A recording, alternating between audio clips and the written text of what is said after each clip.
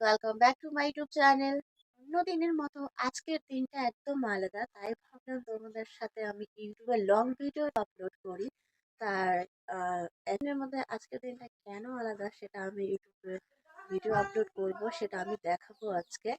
তো শেষ পর্যন্ত দেখতে থাকো, অনেক মজা হবে। তো চলো।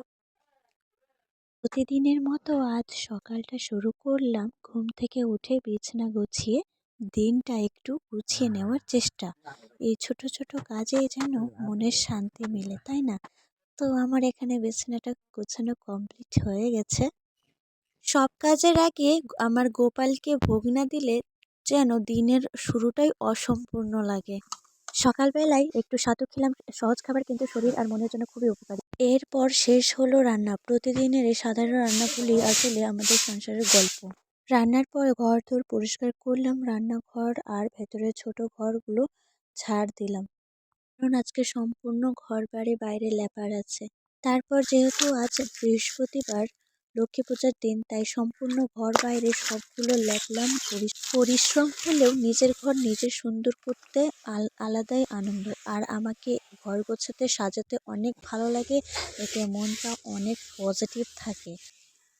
ঘরের বাইরে কাজ শেষ করে স্নান করলাম, দিনের সব ক্লান্তি যেন জলে ধুয়ে যায় স্নানের শেষে। আলতা পরলাম, ছোট হলেও পুজোর দিন আলতা না দিলে যেন মনটা ভরে না। তারপর ঘরের সামনে আলপনা দিলাম, এই আলপনাতে যেন পুজোর আনন্দটাই ফুটে ওঠে।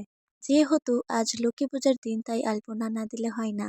আর এখানে পূজার বাসনগুলো মেজে নিলাম, আর বাইরে গিয়ে ফুল তুলে আনলাম।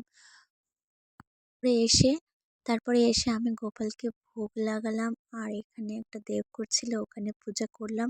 পূজা করে তারপরে ঘরের লক্ষ্মী মাকে পূজা করলাম। পূজাটা শেষ হলো। আজকের দিনটার জন্য ভগবানের কাছে শুধু কৃতজ্ঞতা। সবকিছু নিখুঁত না হলেও এই শান্তিটুকু অনেক কিছু।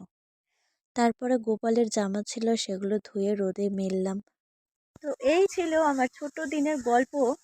আমার ভিডিওটা কেমন লাগলো তাহলে কমেন্টে জানাবে, যদি ভালো লাগে আর লাইক করে দিবে, এবং চ্যানেলে নতুন হয়ে থাকলে চ্যানেলটি সাবস্ক্রাইব করে দিবে। লাইক আর সাবস্ক্রাইব করলে অনেক সাপোর্ট হয়, তাদের ভালোবাসাই আমার সব থেকে বড় মোটিভেশন।